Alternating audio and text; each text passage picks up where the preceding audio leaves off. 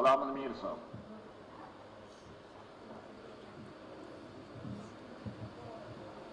عامر صدیق کے ساتھ اس special session کا جو میسیج ہے جو آپ نے اردو بڑا قرارداد آپ نے رکھی اور یہ سارا دیش دنیا اس وقت اس پر چرچا بھی کر رہا ہے اور غمزدہ بھی.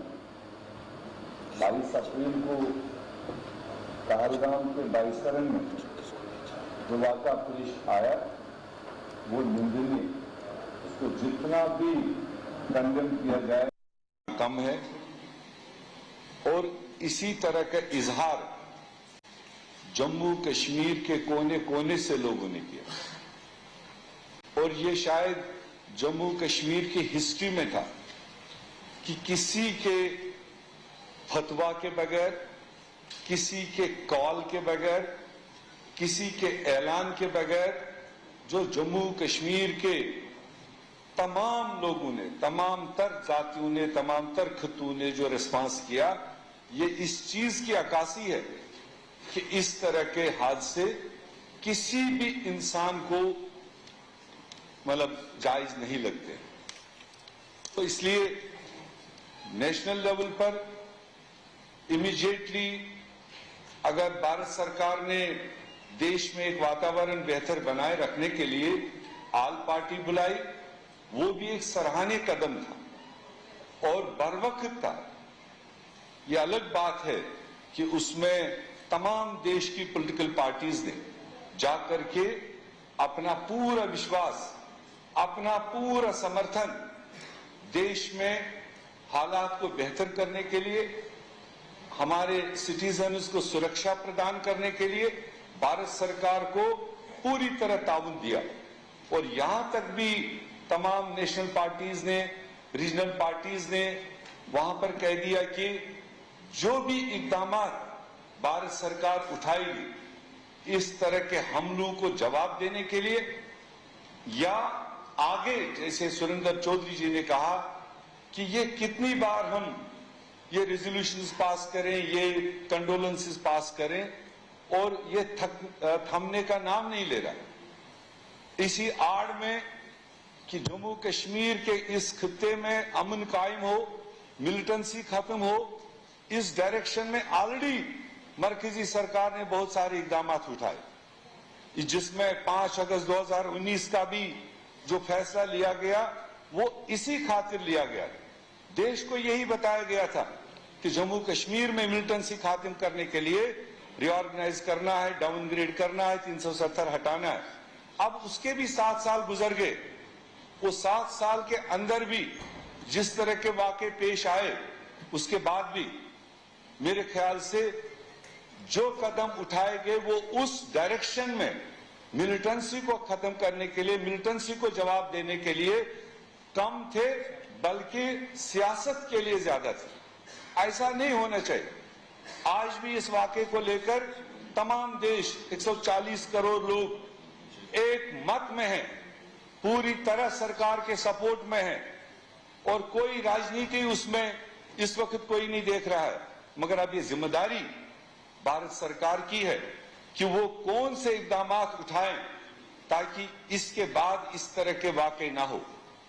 اس واقعے میں جس طرح کے نہتے لوگوں پر جس طرح سے گولیاں چلائی گئی اور جس طرح سے وہاں سے بھاشا استعمال کی گئی، میری اپیل ہوگی، خصوصی اپیل ہوگی کہ گولیاں چلانا ان کا ایک ٹارگٹ، ایک میسج، مگر جو وہاں بھاشا استعمال ہوئی، جو طریقہ اختیار کیا گیا وہ ایک بہت بڑا ایجنڈا ہے.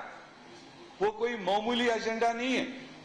چاہے انہوں نے ہندوز کو الگ کیا، چاہے مسلمانوں کو کہا تم الگ ہو جاؤ، چاہے بچوں اور مہیلاؤں کو کہا تم الگ ہو جاؤ، اور یہ انہوں نے اس سیاحوں کی شہادت کے علاوہ دیش میں ایک افراتفری پھیلانے کا ایجنڈا دیا. اور اب ایک طرف اگر ہم کو یونٹی دکھانی ہے پورے دیش میں تمام تر لوگوں کو، ایک طرف اگر سرکار نے یہ دیکھنا ہے کہ یہ ہوا کیسے، اور وہ بھی ایسی جگہ جس پہلگام کو جموں کشمیر کے تمام ٹورسٹ ڈیسٹینیشن میں سب سے سیفسٹ مانا جاتا ہے، क्योंकि अमरनाथ का रूट है, उसमें 3 टायर सिक्योरिटी ऑलवेज होती है, उसमें तमाम तर इंतजामात होते हैं। उसके बावजूद ये सिक्योरिटी लैप्स भी कहां से हुए, आखिरकार ये टेररिस्ट आए कहां से, उनके सपोर्ट लाइन थी, वो भी अपनी जगह सरकार का जांच करने का काम है। उसमें भी समर्थन हम सब लोगों का है कि ये पता चले कि ये किस रास्ते और किन के सहयोग से वहां पर पहुंचे। मगर सर, दूसरी बात ये भी है, जहां अगर ये स्टेट होती तो आज law and order Jammu Kashmir के इलेक्टेड सरकार के पास होता, जो ड्यूटी होने की वजह से नहीं है। इसलिए हम इस वक्त स्टेट सरकार को डायरेक्टली लॉ एंड ऑर्डर के लिए तो कुछ भी नहीं कह सकते। जब उनके हाथ में है ही नहीं तो हम इनको सवाल क्या करेंगे। इसलिए जिनके हाथ में लॉ एंड ऑर्डर था, जो उसमें ऑफिसर्स, जो एजेंसीज इन्वॉल्व थी, मेरे ख्याल से उसको भी नजर डालने की जरूरत है, उसको पर्दा नहीं किया जाना चाहिए। अगर उसमें भी कहीं कहीं पर लैप्सेस रही हैं, मरकजी सरकार को चाहिए, लेफ्टिनेंट गवर्नर को चाहिए कि वो उस सेक्शन में भी देखे कि ये लैप्सेस कहां रहे। और ये बात भी यहां लाना जरूरी है, क्योंकि इस इंसिडेंट के बारे में अवाम में वैसे ही एक अफवाह थी, और जो सिक्योरिटी एजेंसीज भी कह रही है कि हमारे पास इनपुट था। अगर इनपुट भी था, हवा भी थी, तो उसको कर्ब करने की कोशिश क्यों नहीं की गई। ये कहां पर ये चूक हुई कि इतने लॉन्ग जंगल में जाकर, और क्यों बाइसरन इतना खुला छोड़ के सवाल उठता है कि सिक्योरिटी कहेगा कि हमें पूछा नहीं गया, परमिशन नहीं गया। हिस्ट्री है कि वहां बाइसरन के लिए, आड़ू के लिए, चंदनवाड़ी के लिए, बेताब वैली के लिए कभी कोई डिपार्टमेंट परमिशन नहीं मांगता। टूरिस्ट आते हैं, होटलियर्स और गाइड उनको जहां वो चाहते हैं वहां चले जाते हैं। अगर इतना बड़ा रश इन पिछले 1 महीने में बाइसरन के लिए दिखाई दिया, पर डे 400-500 टूरिस्ट वहां जा रहे हैं, मेरे ख्याल से जो सिक्योरिटी, जो इन चीजों पर नजर रखनी चाहिए थी, वो भी कहीं ना कहीं लैप्स है, जो होम मिनिस्टर ने खुद भी एक्सेप्ट किया। ये मैं नहीं कह रहा हूं, मगर एक्सेप्ट करना काफी नहीं है। एक्सेप्ट करने के साथ उस साइड को भी देखना है, क्या हमारे अंदर तो नहीं बैठे हैं कोई ऐसे लोग जो इस तरह के वाकयात को अंजाम देने में मदद करते हैं। तो इसलिए सर, मैं कांग्रेस पार्टी की तरफ से ऑलरेडी इमीडिएटली कांग्रेस पार्टी ने नेशनल लेवल पर वर्किंग कमेटी, जो अपेक्स बॉडी होती है, बुलाई और कड़ी से कड़ी लफ्जों में इसकी निंदा की और अपील भी की कि देश को इस वक्त यूनाइट होने की जरूरत है। मैं जो बात आपके सामने रखना चाहता था कि इन टेररिस्ट्स ने जो तरीका इख्तियार किया, अब हमने देखना है देश टेररिस्ट्स के उस एजेंडे को आगे बढ़ाता है या उसको डिफीट करने के लिए इकट्ठे होता है। मैं अपील करना चाहूंगा इस हाउस से, जैसे आपने रेजोल्यूशन में लिखा, आपने तमाम पॉलिटिकल पार्टीज, तमाम एनजीओज, तमाम सोच रखने वालों को, पर्टिकुलरली आपने मीडिया के लिए कहा। मेरे ख्याल से इस हाउस से उन मीडिया हाउसेस को जबरदस्त मैसेज जानी चाहिए जो पर्टिकुलरली अब इसको इतना बड़ा हवा देकर और अपना एजेंडा चलाते चलाते देश का माहौल खराब करना चाहते हैं और जम्मू कश्मीर को नुकसान करना चाहते हैं। ऑलरेडी रिकॉर्ड्स में लाया गया, हमने कहा ये अटैक न सिर्फ इंसानियत पर हमला है, न सिर्फ हमारे भाईचारे पर हमला है, ये जम्मू कश्मीर की इकोनॉमी पर, कई लोग इसको कश्मीर की इकोनॉमी पर कहते हैं, कई लोग सोचते हैं पहलगाम नुकसान होगा, पहलगाम फिर उठेगा। मगर अगर हम सब लोग इसमें इकट्ठे नहीं होंगे, जम्मू कश्मीर वैसे ही महंगाई, बेरोजगारी से बुरी हालत में है। इसका असर जम्मू में भी पड़ेगा, इसका असर कश्मीर में भी पड़ेगा, इसका असर सब जगह पड़ेगा। तो इसलिए ये स्पेशल हाउस बुलाने का मकसद है कि हम सब लोग तमाम तबके फिक्र से यहां से एक मैसेज, स्ट्रांग मैसेज दें पूरे देश को, पूरे दुनिया को, कि हम उन टेररिस्ट्स के उस एजेंडे को कामयाब नहीं होने देंगे जो उन्होंने वहां हिंदू मुस्लिम डिवाइड करने की कोशिश की।